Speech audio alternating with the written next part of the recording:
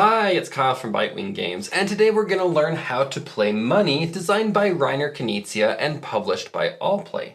The point of the game is to win, and you win by having the most points.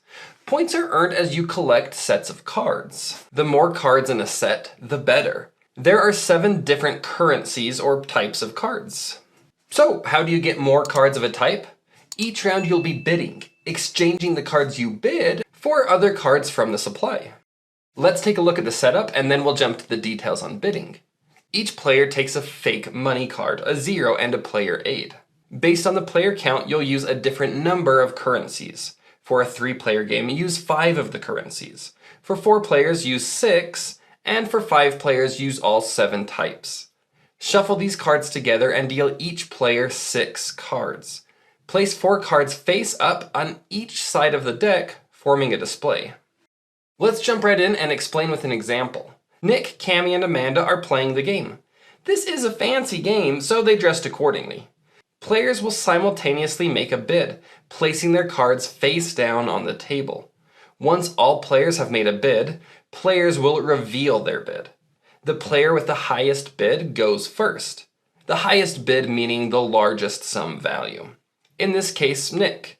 Nick can either exchange his cards or keep his bid. He can exchange his cards with either of the 2 available piles of cards, replacing those cards with his bid cards. He could instead exchange his cards for another player's bid. Maybe he really wants some of the cards Amanda bid. He could exchange his cards for hers. Let's just keep it simple. Nick decides to take this pile. He takes those cards into his hand and places his bid cards in that pile. Amanda goes next since she has the next largest bid. She decides to exchange her cards for the other pile.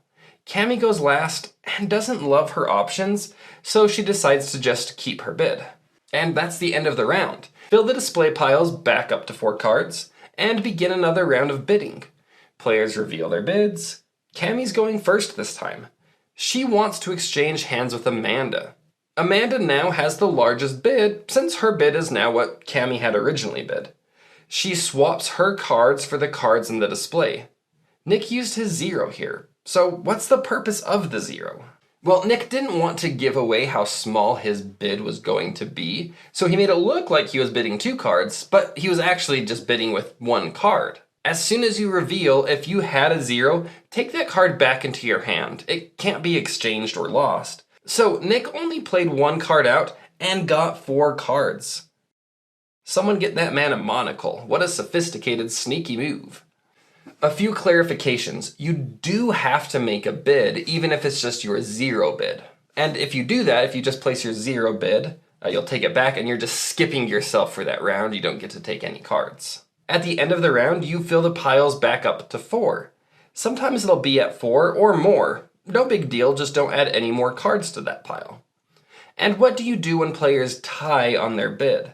Well, in this case, all players had the same bid, but Amanda has the lowest serial number on her card, so she goes first. And that's the game. You bid, exchange, or take your cards back, and then fill the rows back up to 4, and do it all over again. The game ends once the last card from the deck is placed out.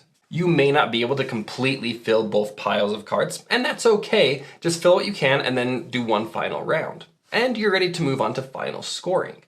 For final scoring, players will reveal all of their cards, and then you're going to score for each currency individually. Sum up the value shown on each of the cards of that currency. If the value is 200 or greater, you score that many points. But if the value is less than 200, you're going to deduct $100. So if you scored 180 points, you actually just score 80. And if you scored 90 points, you still subtract 100 points and just earn 0.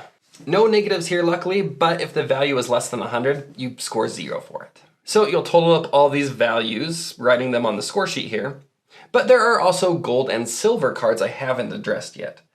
Gold and silver scored their shown value, no 100-point deduction. So this is worth 90 points. Finally, you'll score bonus points for a set of 3 identical cards. So 3 20s of the same currency, or 3 30s of the same currency is worth a bonus 100 points. Same with gold and silver. A set of 3 scores 100 bonus points. So let's look at an example. Amanda had the following cards. Her pink cards equal 140. She subtracts 100 because it's below 200. She had 60 points in purple, subtracting 100 to make 0. She has 240 points in yellow. Anything 200 or over doesn't lose points, so she scores the full 240. And she has 90 points in gold and silver cards. Now she looks at any sets of 3.